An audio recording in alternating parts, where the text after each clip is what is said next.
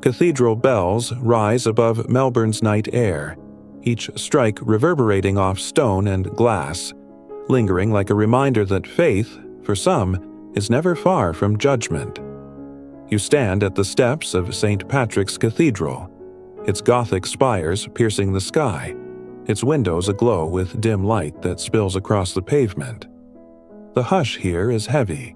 It feels like a place that knows secrets, grand, holy, and yet impossibly human in its flaws.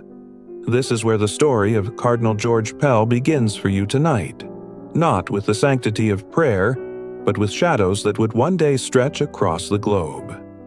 Welcome, friend, to 102 Hours. This is your soft landing spot, where we wander through crime, mystery, and history with quiet voices and curious hearts. You might be curled up in bed, a cup of tea at your side, or perhaps you're listening in the dark, waiting for sleep to find you. Wherever you are, I invite you to ease into the story. If you want to stay with me for more journeys like this, gently tap that like button, subscribe if you haven't yet, and, most importantly, share your location and the local time down in the comments. It's always comforting to know who else is awake in this wide, restless world. George Pell was no ordinary clergyman. By the time the allegations against him emerged, he was one of the most powerful figures in Catholicism, serving as the Vatican's treasurer and a close advisor to Pope Francis. But rewind a few decades and you see a different scene. A man climbing steadily from Ballarat to Melbourne, his authority growing with each step. For the faithful, he was a towering presence in robes, a man of intellect and influence. For others, his name carried unease, whispers of controversies that trailed behind him. In 2017, those whispers became something far heavier. Victoria Police announced that Cardinal Pell had been formally charged with historical sexual offenses dating back to the 1990s, specifically within the very walls of St. Patrick's Cathedral. The allegations described encounters with two 13-year-old choirboys after Sunday Mass. At first glance, it seemed almost unthinkable. A figure of such rank accused of exploiting the sacred space of worship. The news jolted through Australia like an electric current. Internationally, headlines framed it as one of the gravest scandals in church history. Investigators still question whether a case like this could ever be airtight. The charges were built almost entirely on testimony, with no physical evidence, no photographs, no recordings. Decades had passed since the alleged events. Memory, as courts often remind jurors, is a fragile thing. Yet the story struck a nerve because it didn't stand alone. The Australian public was already reeling from the Royal Commission into institutional responses to child sexual abuse, which revealed horrifying patterns of neglect and concealment across multiple dioceses. Against this backdrop, the charges against Pell felt like both a symbol and a reckoning. For the man himself, the summons to return to Melbourne was deeply humiliating. In Rome, he had stood among cardinals and diplomats. Now he faced the scrutiny of police, prosecutors, and victims' advocates back home. Imagine the contrast. Gilded halls one month, a bleak courtroom the next. Newspapers captured every detail. The cardinal arriving in plain black attire, his collar stark white, flanked by lawyers as protesters shouted from behind barricades. Some carried placards that said, "Justice for survivors." Others, quietly, crossed themselves in prayer, unwilling to believe the accusations. There's a curious tidbit about the building itself. St. Patrick's Cathedral, where the alleged crimes occurred, is not only the largest church in Australia but one of the largest neo-Gothic structures in the world. Its acoustics are so finely tuned that even a single cough can travel across the nave. Some defenders of Pell pointed to this, arguing that secrecy in such a setting would have been nearly impossible. Prosecutors countered that grandeur does not erase opportunity, and so, the soaring arches became a backdrop not for hymns, but for heated debate about what could or could not have happened within those walls. The story also unfolded in whispers from Ballarat, Pell's hometown. The Royal Commission later concluded that he had been aware of child abuse by priests there during the 1970s and 80s, long before the charges against him personally surfaced. Though those findings related to failures of oversight, not personal criminal conduct, they painted a damning portrait. Public opinion blurred the line between what Pell allegedly did and what he undeniably failed to prevent. For victims of clerical abuse, his face came to represent an institution that too often looked away. And yet, law is not built on symbolism. When the case reached the courtroom, it hinged on the words of one man, the sole surviving choirboy, who testified about abuse that allegedly took place after Sunday Mass in 1996. The other boy, tragically, had died years earlier from a heroin overdose. The prosecution called the testimony compelling and unshakable. The defense argued it was implausible, pointing out timing inconsistencies and questioning whether the events could have unfolded unnoticed in such a public place. Jurors sat in silence, weighing the unimaginable. You can almost picture that first day of trial. Wood-paneled walls, the faint buzz of fluorescent lights, journalists scribbling notes, and Cardinal Pell sitting stiffly, his expression unreadable. For some, it was justice long overdue. For others, it was the beginning of a witch hunt against a man already disliked for his blunt manner and conservative views. And hovering over it all was the haunting question: could truth ever be fully unearthed when decades had buried so much? This opening moment, set against the cathedral's looming presence, framed the rest of the saga. One of power and downfall, faith and doubt, conviction and acquittal. Whether you stand in awe of the spires or in suspicion of the man who once walked beneath them, you feel the weight of history pressing close tonight. The bells are still ringing, faint now, fading into the distance. Their echoes will carry us forward, deeper into a story that tested both the justice system and the faith of an entire nation. George Pell, 8's journey to the heights of Catholic power begins far from the marble corridors of Rome. You trace it back to Ballarat, a regional city in Victoria, Australia, where young George grew up in a family marked by contradictions. His father, a staunch non-believer and heavyweight boxing champion, filled the household with blunt skepticism. His mother, by contrast, was a devout Catholic of Irish heritage, filling Sunday mornings with ritual and reverence. From this tension, one parent anchored in disbelief, the other steeped in faith, Pell grew into a figure of certainty, a man who would choose the church as both shield and sword. Picture him as a tall, broad-shouldered teenager already commanding attention on the football field. For a time, he seriously considered pursuing professional Australian rules football, even signing with Richmond Football Club. Imagine the alternate history: a career under stadium lights, cheered by crowds, his size and strength the focus. But destiny, or perhaps ambition, pulled him elsewhere.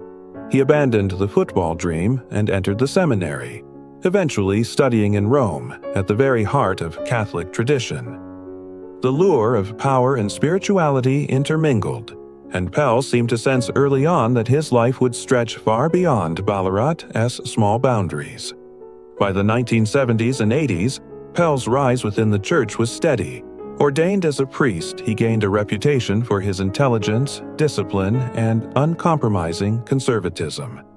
He defended traditional Catholic teachings in a country where modern attitudes were shifting. Some admired his strength, while others found him arrogant, even dismissive. Investigators still question whether this confidence, bordering on defiance, later fueled both his meteoric rise and his downfall. A man so certain of his rightness is rarely quick to admit wrongs. There's a quirky side note here.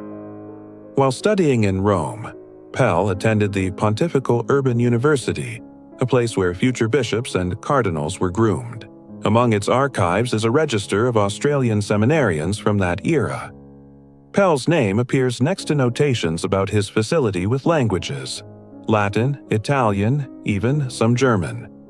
One fellow student later remarked, half in awe and half in jest, that Pell could argue theological points like a bulldozer in Latin. It became a metaphor for his style, imposing, blunt, and relentless. His rise through the church hierarchy in Australia was swift. By the late 1980s, he had become Auxiliary Bishop of Melbourne, and by the mid-1990s, Archbishop. In these roles, he wielded immense influence, not just within the church, but in Australian public life. Politicians consulted him, newspapers sought his opinion, and his sermons reached beyond the pulpit into the nation's culture wars. He became known as a defender of strict doctrine on issues such as sexuality, marriage, and abortion. To supporters, he was a beacon of moral clarity. To critics, he was out of step, clinging to a past that no longer fit. But ambition doesn't stop at national borders. In 2003, Pell was appointed a cardinal, placing him among the most powerful Catholic figures worldwide. Eventually, he would be called to Rome to oversee the Vatican's finances, essentially serving as treasurer, an unprecedented role for an Australian. This was the apex of his career. Imagine him walking through St. Peter's Basilica, red robes sweeping across marble floors, his voice echoing beneath Michelangelo's dome. He had climbed from provincial roots to the inner circle of papal advisors. Few Australians had ever stood so high in such an ancient institution. Yet beneath this rise, shadows gathered. In Ballarat, where Pell once served, stories circulated about abusive priests and the devastation they left behind. Survivors later testified that church leaders turned a blind eye for years. The Royal Commission, decades later, would conclude that Pell had known about certain cases and failed to act decisively. Whether he directly ignored warnings or simply dismissed them as rumors remains contested, but the stain of inaction would cling to him. His name became tied not only to his achievements, but also to a broader failure of institutional accountability. Investigators still question whether Pell's early career choices, his loyalty to hierarchy, his prioritization of reputation over transparency, foreshadowed the scandal to come. Was he a man too focused on the fortress of the church to see the pain at its gates? Or was he simply caught in an era when silence was the rule, not the exception? For now, though, you sit with the image of his rise. A boy torn between a skeptic father and a devout mother, a young man who left the roar of the football field for the incense of the altar, a cleric who bulldozed through debates and scaled the ladders of Rome.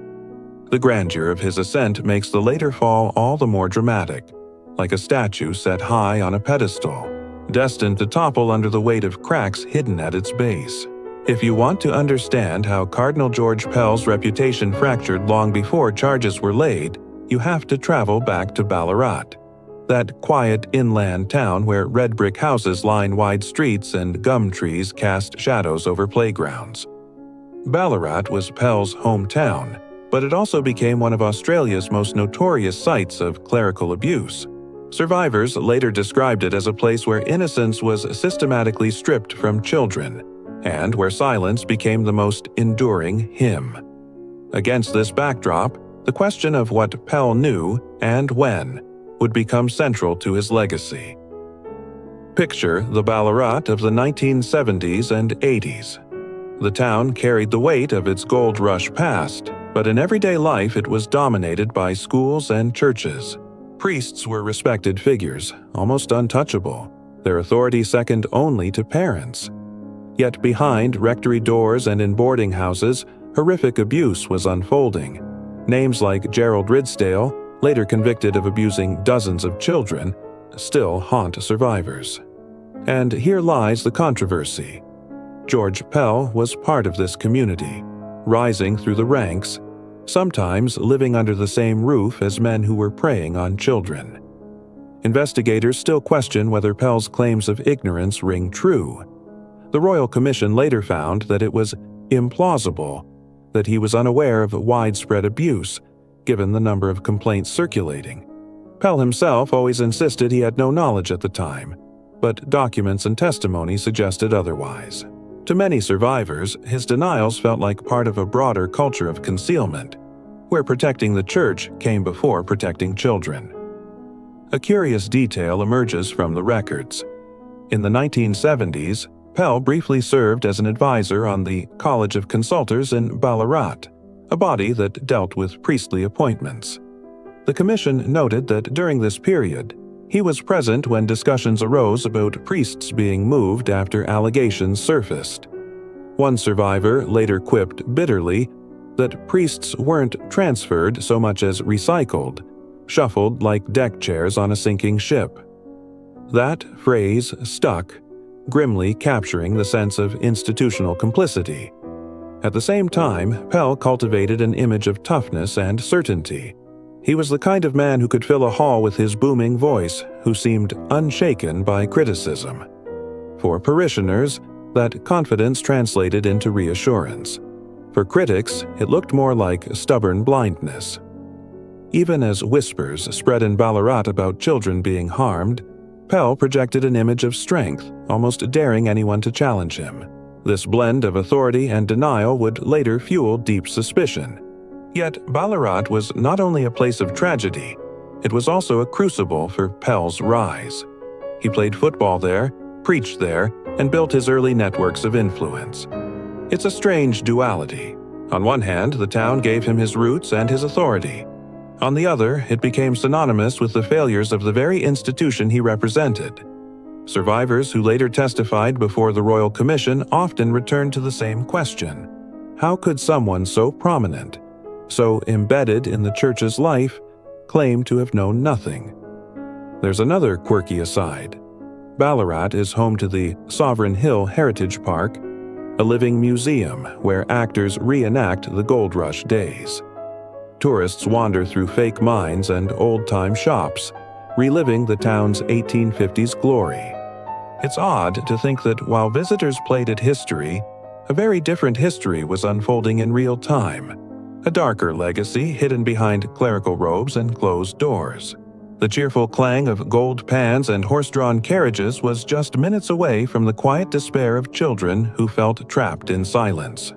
Public anger over Pell's connection to Ballarat intensified after the Royal Commission's findings were released.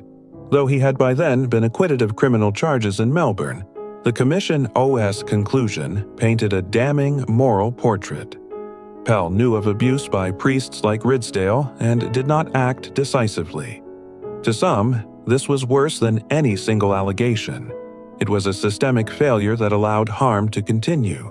To others, it was still circumstantial, too reliant on retrospective testimony. The divide between those two views made Pell one of the most polarizing figures in modern Australian history. Investigators still question whether the line between legal guilt and moral responsibility can ever be cleanly drawn. In the courtroom, evidence must meet the highest standard of proof. In the court of public opinion, suspicion and outrage often suffice. Ballarat sits at the crossroads of those two judgments, the place that nurtured George Pell's ascent and, decades later, became central to his downfall. Tonight, as you imagine the quiet streets of Ballarat, the hum of crickets in summer, the laughter of children echoing in parks, you can't help but feel the weight of the silences that once hung there, silences that, for many, were louder than any cathedral bell. The story of George Pell cannot be told without Ballarat, because it was here that trust was broken and questions about complicity first began to stir. You picture the Vatican, marble and mosaics gleaming in the Roman sun, and imagine the knock on the door that carried news across continents.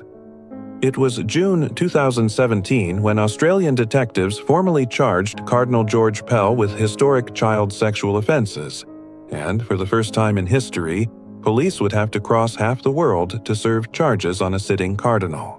Rome is a city where whispers carry quickly through cloisters, and on that day, the whispers turned into headlines.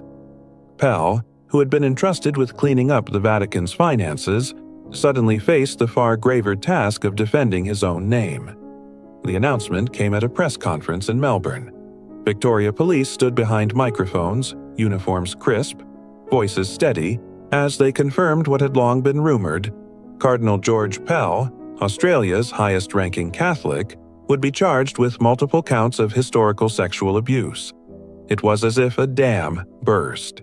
Survivors wept, advocates cheered, skeptics shook their heads, and journalists scrambled to book flights.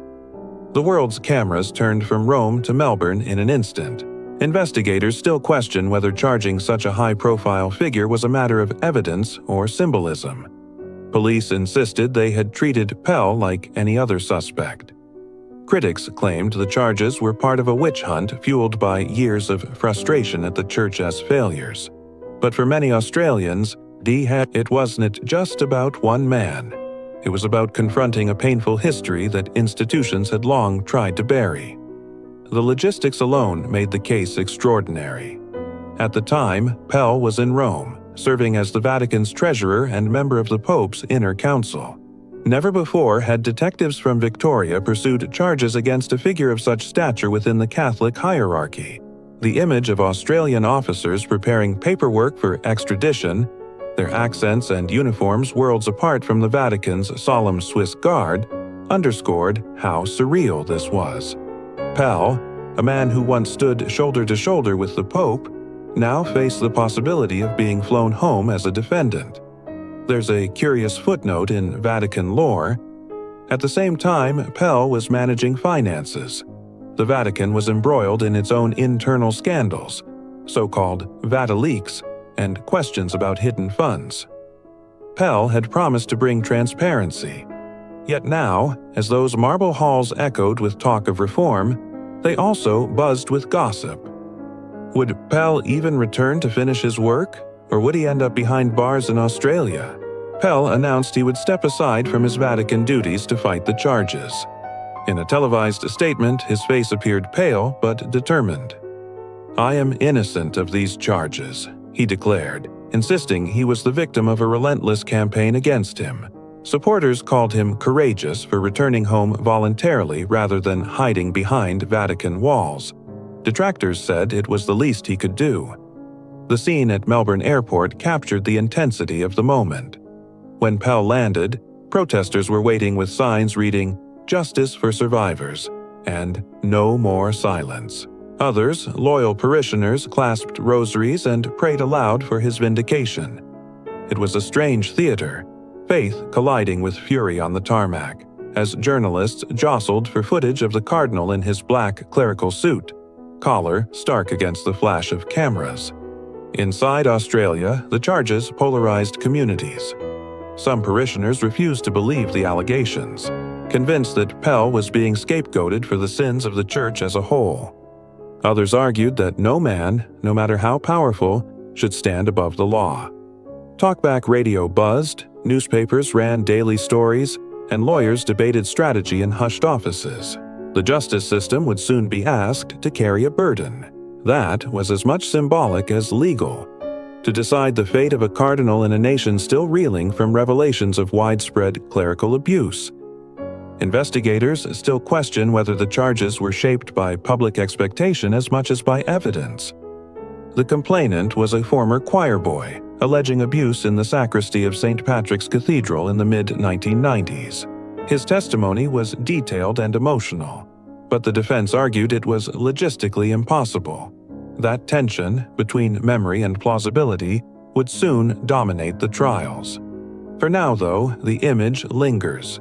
Police officers half a world away preparing charges, Vatican corridors alive with rumor, and Pell himself boarding a plane, knowing the next years of his life would be consumed by courtrooms rather than chapels. When detectives knocked at the Vatican, they weren't just serving charges. They were ushering in a moment that would mark history, where faith, law, and power collided in ways the world had never quite seen before. The first trial of Cardinal George Pell unfolded in Melbourne in 2018, and for a time it seemed the city itself held its breath. Reporters queued outside the County Court of Victoria, cameras trained on the heavy doors, while security guards shepherded lawyers, witnesses, and jurors through metal detectors. Inside, the air was thick with tension. The allegations were grave, the evidence fragile, and the stakes monumental. For the first time, a man who had walked the Vatican's inner halls sat as a defendant, his fate to be decided by 12 ordinary Australians. The charges centered on the testimony of one surviving choirboy who alleged that, as a teenager in the 1990s, he and another boy were abused by Pell after a Sunday Mass in St. Patrick's Cathedral. The second boy had died years earlier, leaving the complainant to carry the weight of the story alone. Prosecutors argued his account was vivid, consistent, and powerful. The defense countered that the claims were not only implausible but logistically impossible. Pell, they argued, was never alone after Mass, always surrounded by altar servers, sacristans, and parishioners. Investigators still question whether the absence of physical evidence in such historical cases can ever meet the legal threshold of proof.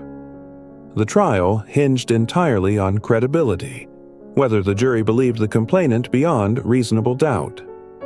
Jurors sat quietly, listening to days of testimony, their faces impassive as words tried to reconstruct events from more than 2 decades earlier. There's a quirky detail about the courtroom itself. The County Court of Victoria, a modern concrete and glass structure, is only a short walk from Melbourne's bustling Queen Victoria Market. On breaks, jurors could step outside and smell fresh coffee, hear buskers singing folk tunes, and see tourists buying fruit and souvenirs, all while carrying inside their minds the heaviest of deliberations.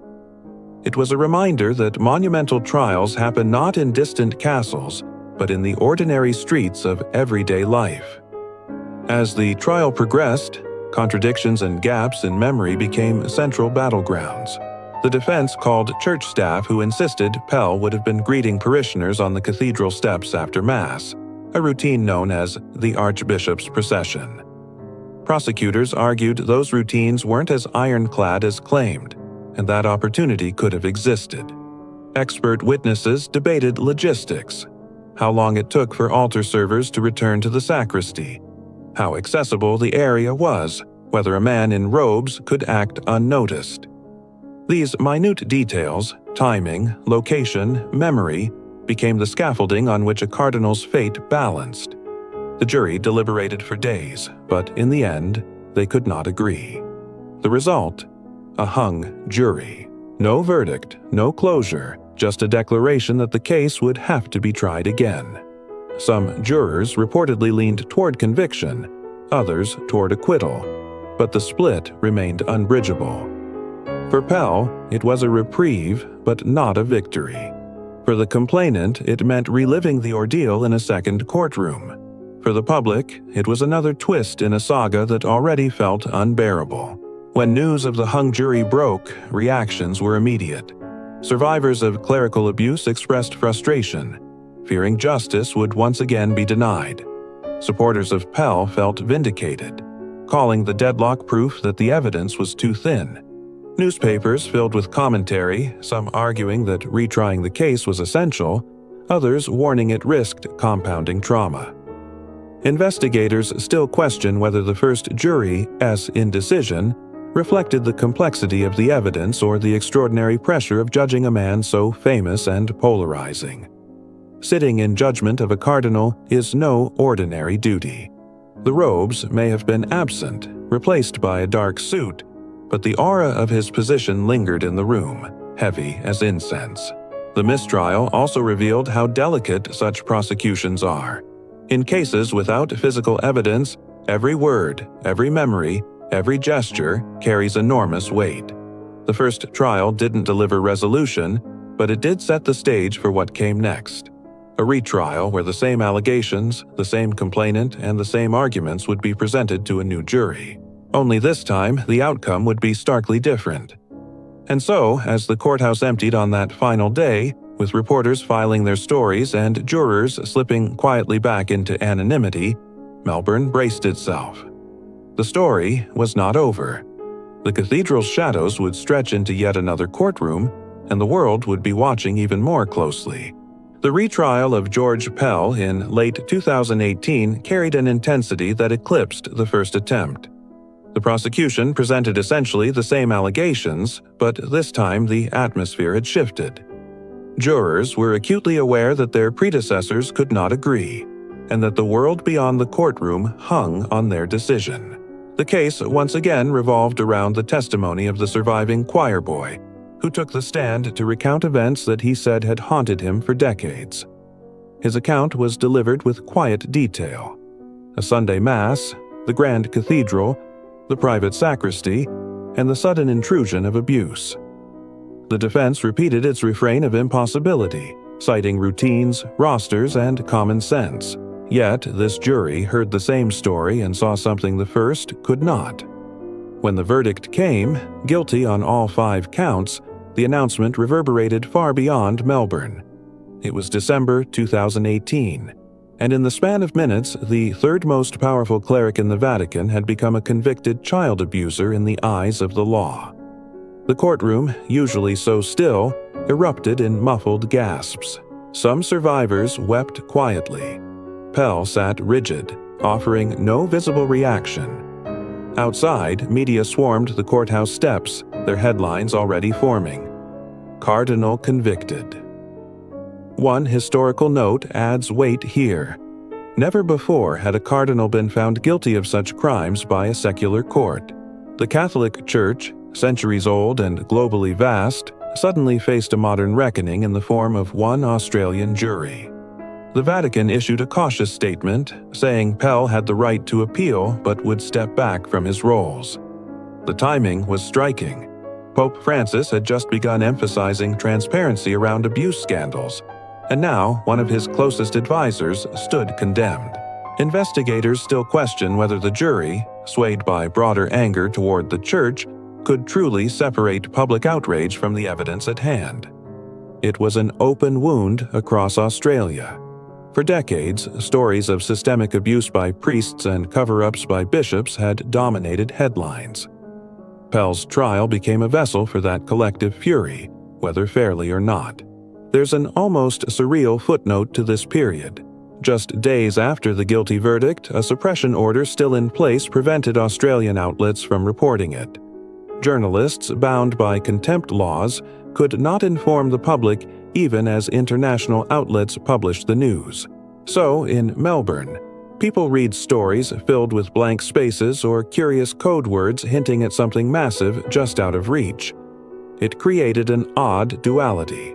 The world knew, but Australians waited. When the suppression order was finally lifted in February 2019, headlines exploded. The silence broke like glass. By March 2019, Pell was sentenced to 6 years in prison, with a non-parole period of 3 years and 8 months. The sentencing judge described the crimes as grave, a betrayal of trust, and emphasized the harm done to victims. Pell listened in silence as cameras broadcast the proceedings live, a rarity in Australian courts. For survivors of clerical abuse, it felt like a moment of recognition, a symbol that no one, not even a cardinal, was beyond the reach of justice. Yet the sentence also ignited debate. Some argued it was too lenient for crimes of such severity. Others maintained Pell should never have been convicted at all. Letters of support and outrage poured into newspapers. Opinion pieces dissected every angle: the reliability of memory, the symbolism of the Church, the future of justice in historical abuse cases. Melbourne itself seemed caught between relief and disquiet. Investigators still question whether that single guilty verdict represented truth beyond reasonable doubt, or whether it was a product of the jury's empathy for a lone complainant facing immense odds. Either way, history had been made. A cardinal was in prison. The prison where Pell was sent carried its own irony. He was initially held at Melbourne Assessment Prison, a high-security facility. Some described the once powerful figure being strip-searched and locked into a cell as the ultimate reversal of status. From cathedral robes to prison blues, the transformation was as symbolic as it was real. Outside the walls, protesters cheered, supporters prayed. The church itself seemed to fracture under the weight of what had happened. For the complainant, the verdict offered both validation and burden. He remained anonymous but issued a statement through his lawyer. "I am not a spokesperson for survivors. I am just a regular guy working to live and provide for my family." His words underscored the human reality beneath the headlines. This was not just about a cardinal or a courtroom. It was about lives altered forever by trauma and by the fight for acknowledgement. The retrial had delivered certainty where the first trial could not. But as history shows, certainty in the courtroom is rarely the end of the story. Appeals were already in motion, and the years ahead would reveal just how precarious the guilty verdict truly was. Inside Barwon Prison, the atmosphere is heavy, humid, and oppressive. You imagine George Pell walking through its steel corridors, echoing with distant voices, doors clanging shut, the smell of disinfectant mixing with the faint, lingering scent of sweat. He became the highest-ranking Catholic ever jailed in Australia, a man who once walked among the Pope's advisors, now confined to a cell no larger than a classroom desk. The stark contrast between the cathedral's grandeur and the gray concrete of Barwon could not have been more profound. Barwon Prison, located in Victoria's Geelong region, houses some of Australia's most notorious criminals. Gang members, murderers, and violent offenders walk its yards and sit in its wings. Pell's presence was met with a mixture of curiosity, tension, and media frenzy. Though separated from other inmates for security reasons, his daily life became regimented. Counts, mealtimes, limited exercise, and constant monitoring. Even a cardinal, used to freedom and ceremonial pageantry, had to conform to prison routines. Investigators still question whether the psychological impact of such confinement influenced Pell's later appeals. Prison stripped him of privileges, power, and visibility. For someone whose identity had been built on authority and influence, the adjustment must have been profound. Letters sent to lawyers were carefully scrutinized. Every visitor was logged. Pell had once walked corridors lined with marble and paintings. Now, every wall was painted gray, every corner a reminder of confinement. Interestingly, Barwon has its own quirks. One former guard described it as a school for grown men, where boredom fuels inventiveness. Prisoners carve intricate designs into furniture, craft small artworks, or engage in chess matches that last hours. Pell, a man known for intellect and meticulous attention to detail, reportedly took to reading extensively, sometimes discussing theological texts with prison chaplains during the brief periods he was allowed. One chaplain later remarked that Pell's study habits were almost monastic, a life of order within chaos. Outside Barwon, public reaction remained polarized. Some Australians followed every detail of Pell's incarceration, interpreting it as justice long overdue. Others viewed it as the misfortune of a man caught in historical allegations that had been overturned in complexity. Media outlets published timelines of his daily movements, photographs of lawyers entering the prison, and commentary from prison experts. The Cardinal, once the subject of admiration and fear, had become a study in humanity stripped bare. There's a historical note worth pausing on. Pell's imprisonment was a precedent. Never before had an Australian cardinal been held in a secular prison, subject to its rules and regulations. The symbolism was extraordinary, as though centuries of religious authority had been weighed against modern legal principles and found wanting. For many, it demonstrated that no position, however exalted, could guarantee immunity from the law. Yet life inside Barwon was not entirely grim. Pell maintained a daily routine, reading scripture, following news developments, and keeping track of his legal team's activities. Some guards reported he was disciplined, respectful, and unfailingly polite, even as he endured a level of scrutiny and isolation few inmates experienced. The human side of the story often contrasts sharply with the media's portrayal. Here was a man forced to confront the fallibility of his own body and the limitations of worldly power. Investigators still question whether the isolation contributed to Pell's intense focus on his appeals.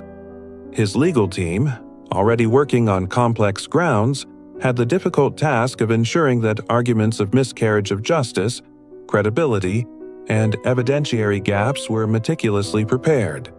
Meanwhile, Pell, confined in a cell removed from ordinary distractions, could reflect on every decision, every sermon, and every allegation that had propelled him to this point. In a small sense, Barwon became an unintended sanctuary. The monotony of prison life, the strict routines, and the separation from public frenzy provided a strange clarity.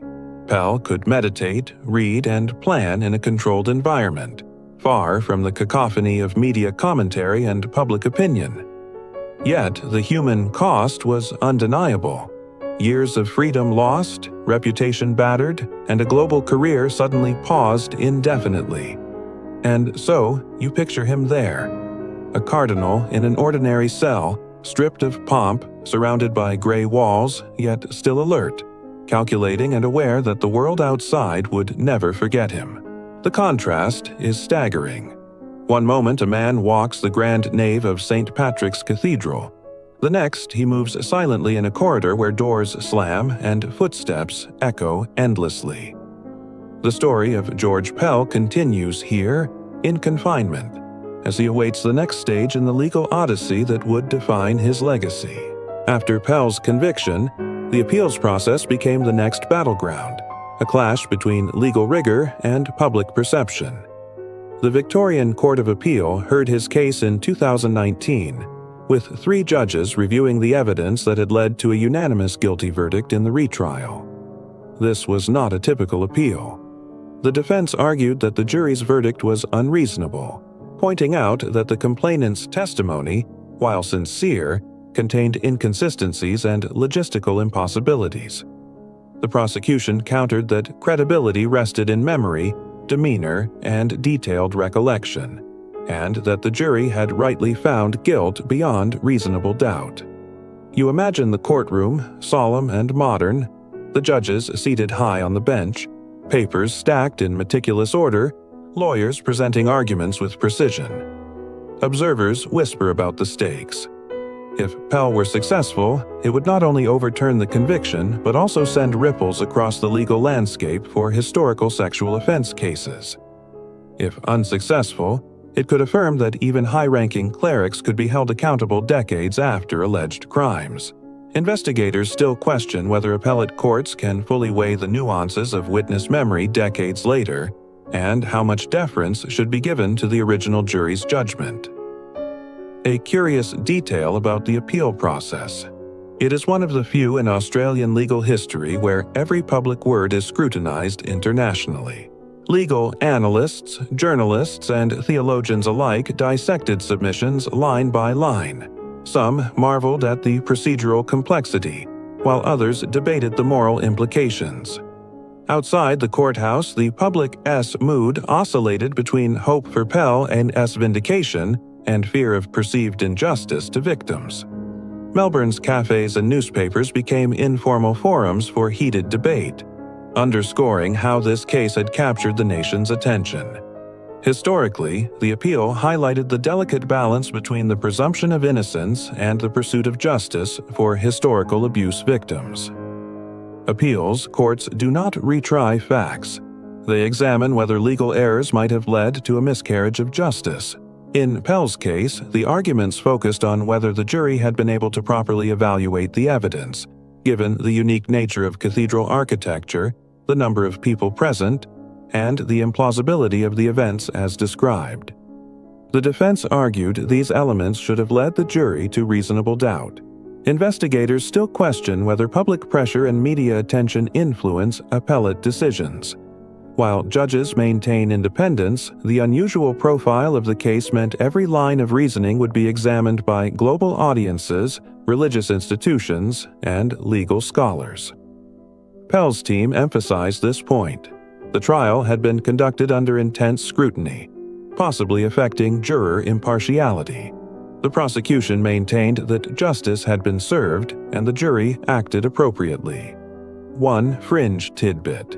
During the appeal, architectural diagrams of St. Patrick's Cathedral were submitted as evidence, with detailed sketches showing sightlines, distances, and typical movement patterns during Mass. Lawyers argued over angles and timing, almost as if Pell's fate hinged on the cathedral's acoustics and floor plans rather than on human behavior.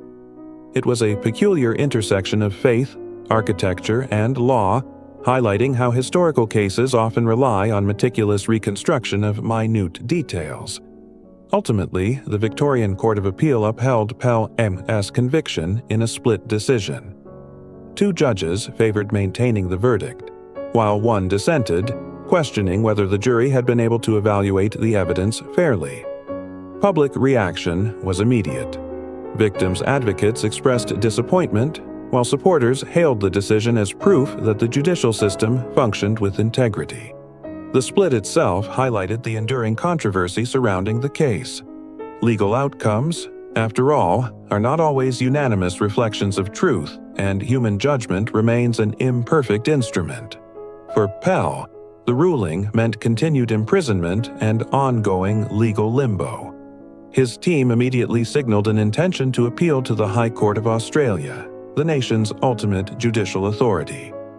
While he remained behind Barwon's walls, lawyers worked tirelessly, dissecting every transcript, testimony, and piece of evidence to construct arguments aimed at overturning a conviction that had upended his life.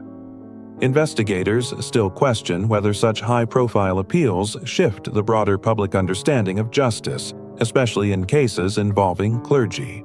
Pell's appeal journey highlighted a complex reality.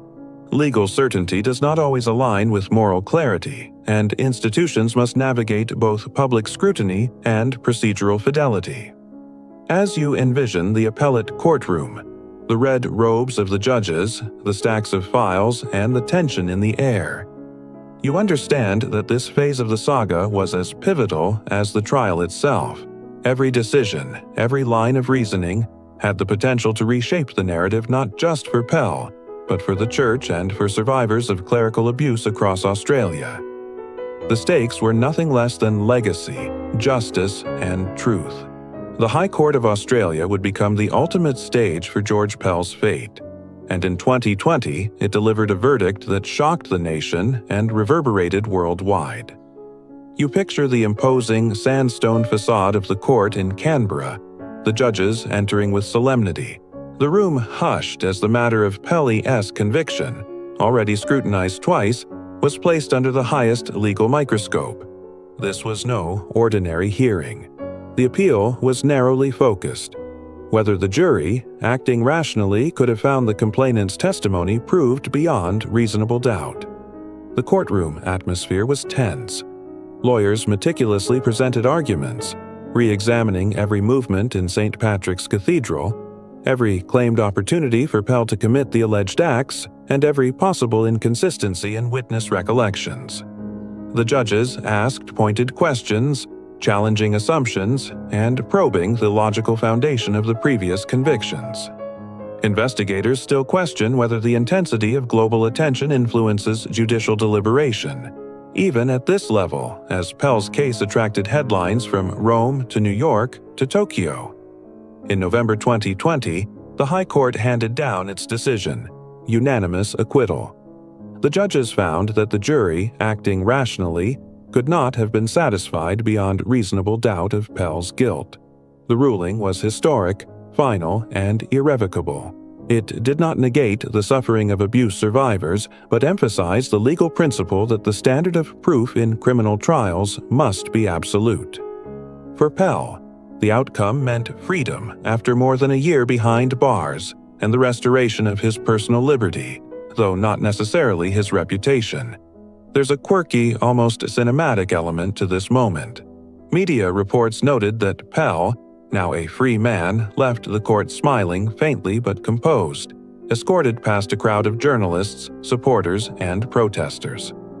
Across social media, reactions were explosive. Some celebrated vindication, others protested what they saw as a miscarriage of justice, and survivors wrestled with the tension between legal exoneration and emotional truth. It was a moment that captured the paradox at the heart of historical abuse trials. Law and morality do not always move in tandem.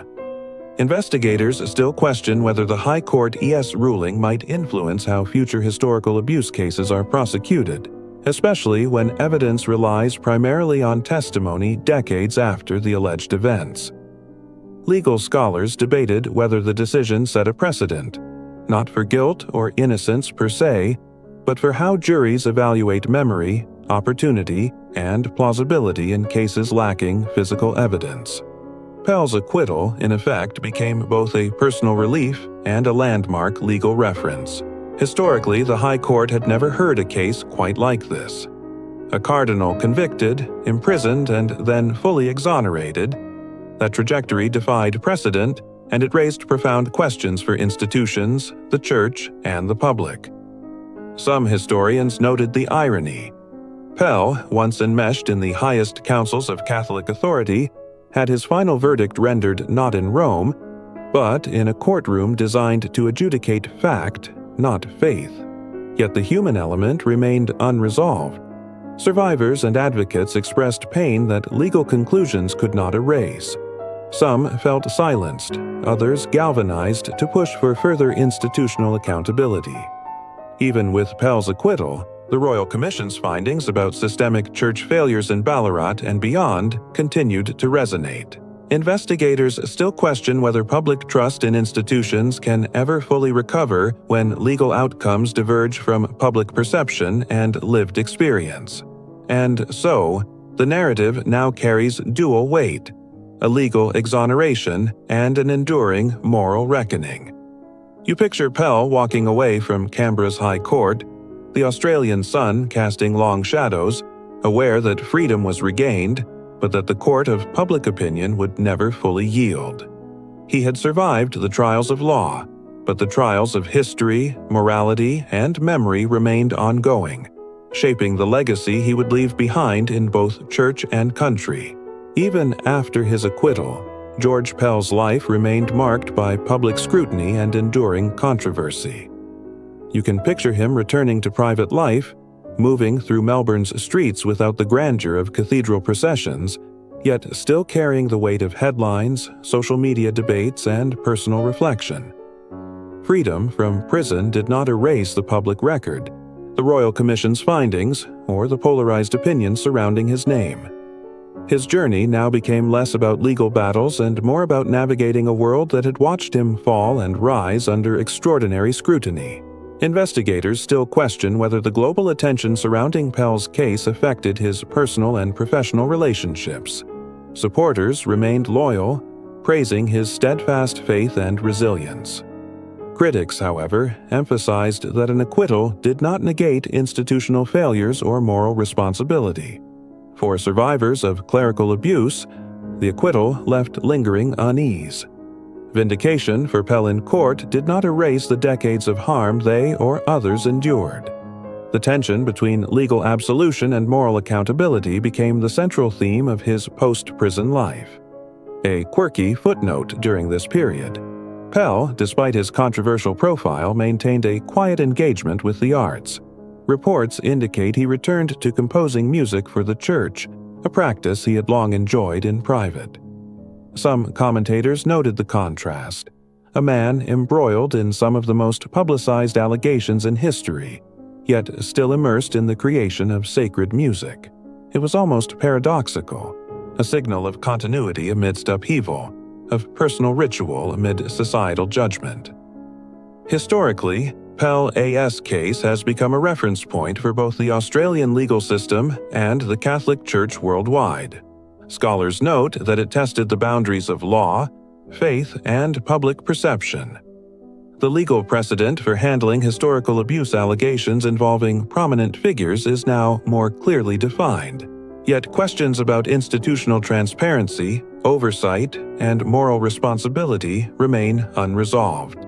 Investigators still question whether his high-profile acquittal might influence future cases, either encouraging caution in prosecutions or complicating survivor advocacy.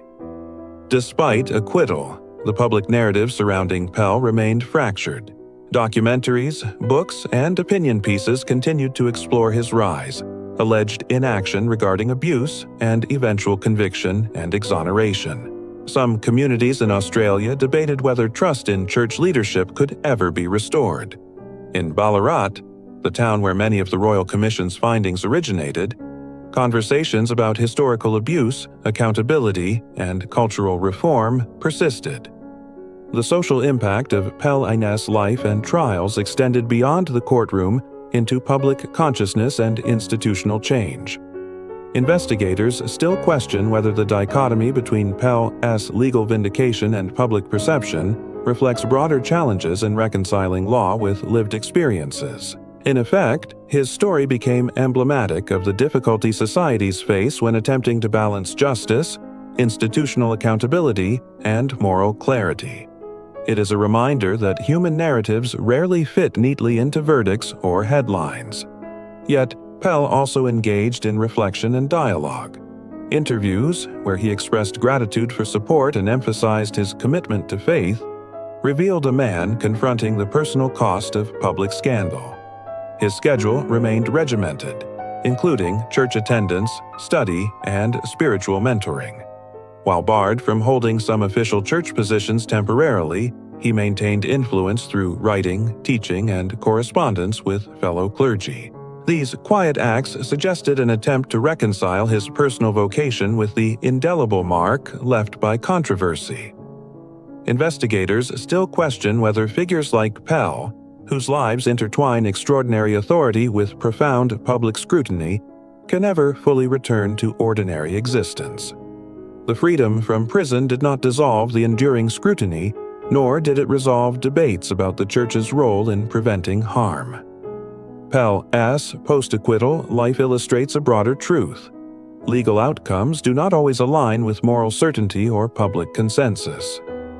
As you visualize Pell navigating the streets, attending Mass quietly, and resuming familiar routines, the contrast between private life and public narrative is stark. Once the world's eyes were fixed on his trials, now they lingered on the question of legacy. What remains of a life that has been so profoundly shaped by faith, controversy, and the weight of history? The story of George Pell, like cathedral bells echoing through time, continues to resonate, both in legal precedent and in the hearts of those affected by the past. In the final years of his life, George Pell continued to grapple with both aging and the shadow of his extraordinary legal journey. You imagine him in quiet reflection, perhaps in the early morning light of Melbourne, surrounded by familiar objects, a well-worn Bible, sheet music, and letters from clergy and parishioners alike. The grandeur of Rome was replaced by modest routines, daily prayer, spiritual study, and the simple cadence of life. Yet the public narrative remained inescapable, a persistent echo of trials, conviction, and eventual exoneration. Investigators still question whether Pell's later years were dominated more by contemplation or by the ongoing navigation of public perception. Though free from prison, the weight of scrutiny never fully lifted. Some observers noted a visible fatigue in interviews, a measured caution in statements, as if every word had to be carefully weighed against decades of public history. Survivors and supporters alike followed each appearance, each statement, reading layers of subtext about remorse, vindication, and faith, a quirky tidbit of his final years. Pell returned briefly to composition, creating sacred choral works that reflected his lifelong love of music. Friends reported that he often played the organ in private chapels, sometimes humming melodies softly to himself. It was a small sanctuary in a life that had once been stormed by global attention, a reminder that even amidst controversy, the human need for ritual and creativity persists. Historically, Pell's journey became a case study not only in law but also in institutional accountability. His rise through the Church, alleged inaction regarding abuse, conviction, and exoneration, highlighted systemic weaknesses and strengths in both secular and ecclesiastical oversight. Scholars and journalists continued to debate his role in protecting the Church versus protecting children, weighing actions against context and culture of the times. Investigators still question whether public opinion and legal outcomes will ultimately align in the broader historical record. Even in the absence of formal church authority, Pell maintained connections with clergy and laity. Letters, private meetings, and spiritual guidance allowed him to exert a quieter influence. Some noted that he became more reflective, perhaps attempting to reconcile decades of service, controversy, and public judgment. The contrast between his towering presence in life and the humility required in later years underscored the human dimension often lost in sensational headlines. Pell's story remained polarizing. Public discourse frequently revisited Ballarat, St. Patrick's Cathedral, and the Royal Commission's findings, juxtaposed with his acquittal and ongoing advocacy within the Church. Some viewed him as a victim of a rush to judgment. Others saw him as emblematic of systemic failure. This duality persists, illustrating the complex interplay between law, morality, and historical memory. Investigators still question whether figures like Pell, who occupy extreme positions of influence, are ever truly free from the shadows of past decisions. The legal exoneration removed immediate culpability, but social, historical, and moral scrutiny lingered. His legacy, they note, is a tension between remarkable ecclesiastical achievement and the profound controversies of his career. In imagining his final reflections, you sense a man aware of the contradictions shaping his public and private life.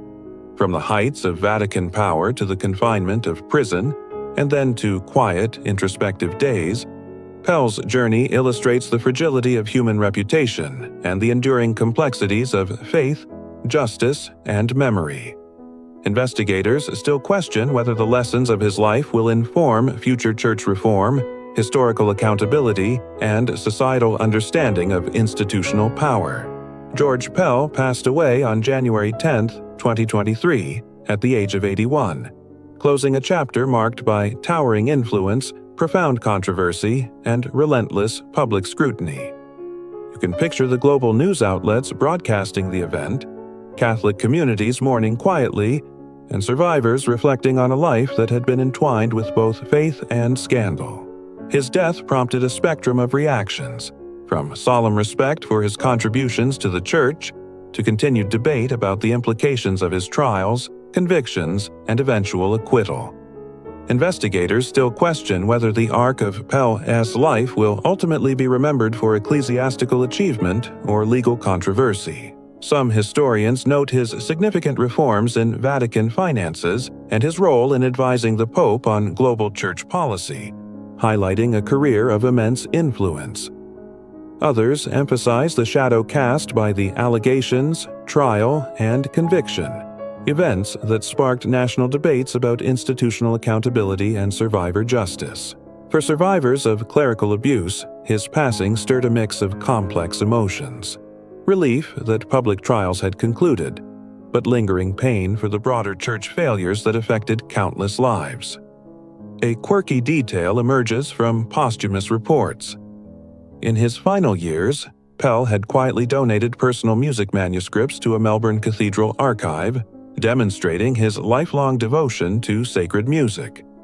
The act was largely symbolic, a quiet return to the passions that defined his early life and a gesture that seemed to bridge the public and private dimensions of his story. Historically, Pell's death marked the closing of a legal and moral saga that spanned decades. From his rise as a young priest in Ballarat to becoming the Vatican's treasurer, from criminal conviction to high court exoneration, his life was a prism through which Australians, and the world, examined the tension between faith, justice, and institutional responsibility. Investigators still question whether future church reforms will be informed by his story, or whether its lessons will fade into historical footnotes. Even in death, reactions were polarized. Statements from the Vatican were measured, acknowledging service while noting ongoing public controversy. Media coverage highlighted the duality of Pell's legacy, achievements in finance and liturgy, and the moral and legal debates that defined his later life. Social media erupted with commentary ranging from personal condolences to renewed discussions on clerical abuse and institutional accountability. The lasting question revolves around legacy. Pell's life demonstrates the complexities of leadership, morality, and public perception. He was a man capable of extraordinary influence, yet subject to human flaws, allegations, and the limits of memory and law. Investigators still question how society reconciles legal absolution with moral reckoning, particularly in cases that involve profound breaches of trust. As you picture the quiet closing of his life, it's clear that George Pell's story is a testament to the intertwining of power, faith, and accountability. From the streets of Ballarat to the courts of Melbourne, from Vatican corridors to Barwon Prison, and finally to his last days, his journey reflects the challenges of assessing human character across law, morality, and history. It leaves us with lingering questions. How do we balance justice with mercy? How do institutions protect the vulnerable while holding leaders accountable? And how do we remember a man whose life encompassed both devotion and deep controversy? The story of George Pell is complex, filled with moments of faith, controversy, and reflection. As the events recede into history, what remains is the human story behind the headlines, the tension between authority and accountability, between devotion and doubt. You can imagine the quiet corners of Melbourne, the echoing nave of St. Patrick's Cathedral, and the simple routines that shaped a man whose life was both extraordinary and contested. For survivors of clerical abuse, Pell's journey is intertwined with larger struggles for recognition, justice, and reform. His trials highlighted systemic failures and the importance of institutions being vigilant, compassionate, and accountable. At the same time, his acquittal underscores the necessity of rigorous legal standards, fairness, and the limits of memory in historical cases. These dual truths sit uneasily together, reminding us that human experiences cannot always be neatly categorized. As you close your eyes tonight, let the story serve as a quiet meditation on accountability, resilience, and reflection. It is a reminder that history is rarely simple, that individuals can embody both light and shadow, and that societies continue to grapple with moral and legal complexities. The bells of the cathedral, the silence of Barwon Prison, and the papers of the High Court all echo with lessons: vigilance, compassion, and the enduring search for truth. Take a deep breath and feel the weight of history and human experience gently settle. The narrative may be heavy, but understanding it allows us to navigate our own lives with empathy and awareness. Let the story of George Pell, with all its contradictions and revelations, fade into the quiet night.